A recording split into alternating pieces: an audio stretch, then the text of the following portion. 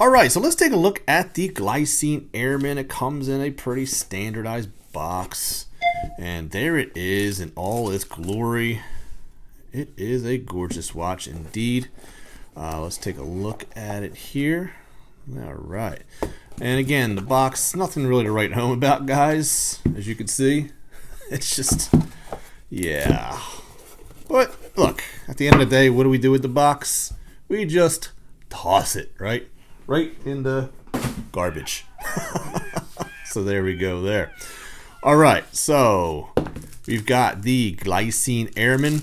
It's got a pretty cool booklet, actually, I wanted to share with you guys here. This is actually the international guarantee card, and yeah, there's nothing written on it. So again, garbage.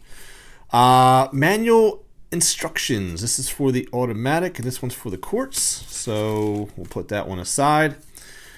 So this was pretty cool because it actually gives you some information if you flip through it this way. And then to save space and pages and everything, they actually kind of give you like this fold out, which is really cool. So you've got the Airman GMT, which is right here. Then they also have the other Airmen as well, and there's quite a few different models, as you can see. All right, so this is the one that we'd be looking at right there, the GMT. And they tell you exactly what you need to do to set the 3 different time zones, which is really cool. So there you go there. Now, I'm just going to do a general overview of this watch because I have worn this for just about a week now. And all I can really do is just give you guys some initial impressions and just kind of give you just a general tour.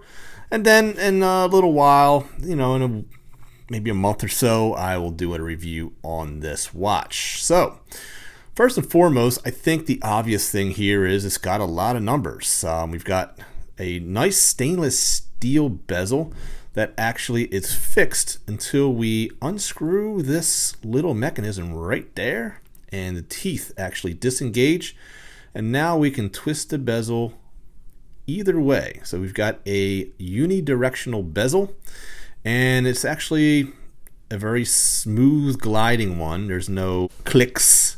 It's not 120 click or anything like that. It's just a very smooth bezel, which is fine. I mean, all you're doing here is just setting your second or third time zone depending on what you want to do. So I usually have it locked in like that, and then in order to lock the bezel in, you just simply press in on this crown, and it then engages with the teeth. See how they match up, and then you just don't, it's fixed. Now the dial is pretty interesting. I have mixed feelings about the dial. So it's kind of like, you know, here's the line, and you got night and day. So pretty interesting, but I just wish it was more of like a sun ray instead of it being so flat, but that's just an initial impression. Now, we do have a 60-minute track on the outside, and then when we take a step down, we've got a 24-hour track, and then of course you got the 24-hour track on the bezel as well. Now this is a world timer, and it does time 3 time zones, and that's a really practical feature of this watch. Now it is a screw down crown, and of course you get hacking with this, and we pop it out once. That will actually do the GMT, and it'll also do the date depending on how you twist it, and then the second click will do the time. So I'm going to bring it to 6 o'clock, and I'm going to show you how that works. So I click it out once, and we go twist it in this direction, and we're changing the date. And then when we twist it this direction, it takes a little bit of time, and then it engages with the GMT hand. Now we can't change the date with the GMT hand. So this is actually not a traveler GMT, but this is more of what they call a desk GMT. So there you go with that. Very, very smooth action, by the way. Even like when we're turning the crown, it is actually very, very, very smooth. It feels very premium.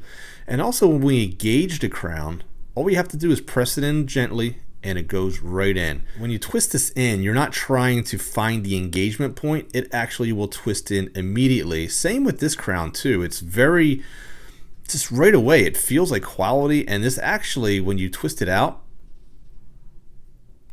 pops out just like that. And again, there's no problem twisting this in. And even like when we're engaging the hands, there's a quality feel to this movement. And it is Swiss made. And guys, this watch was literally, I bought this new on eBay, or should I say my wife did. Thank you very much, wifey. She got this on eBay for $350. Brand new with no tags. So what makes this watch so impressive in regards to its pricing that I got this for, should I say my wife got it at $350, is the fact that the movement in here is an SW330-1, which indicates the additional hand, the GMT hand.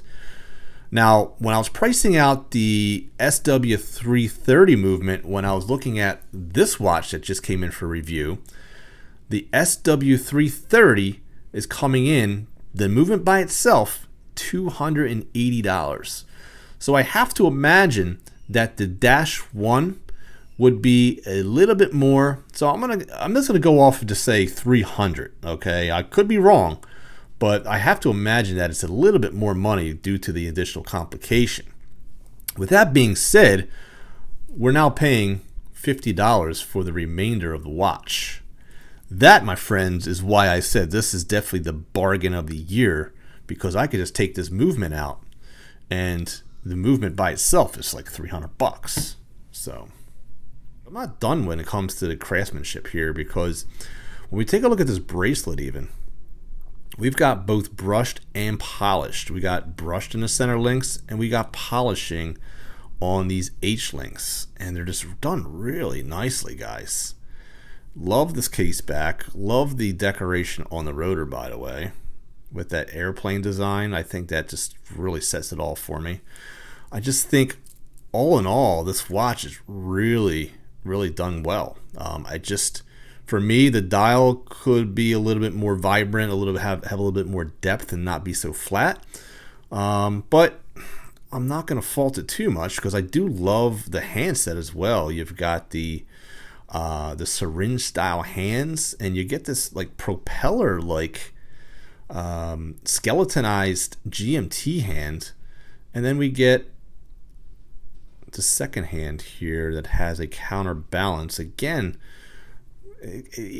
a lot of these hands are really playing off the aviation aspect of this watch, and it does have loom, and I'm going to save that for the full review, but don't really hold on to your hats, because the loom on this watch is, I can already tell you, it's disappointing, but we'll show that to you in the full review, so definitely stay tuned for that. So but yeah, let me show it to you on wrist, guys, before we depart. But at the end of the day, on my 7-inch wrist, the watch fits very, very nicely, and I love this bracelet. I think it's really one of the highlights of this watch. But there you go, guys. I'd like to hear your opinions down below, and definitely look forward to the full review, as we'll take a look at the pluses and minuses of this watch. But until then, there's always time to be kind to one another. Please take care of each other, and I'll see you guys next time on Average Joe Watch Reviews. God bless, my friends.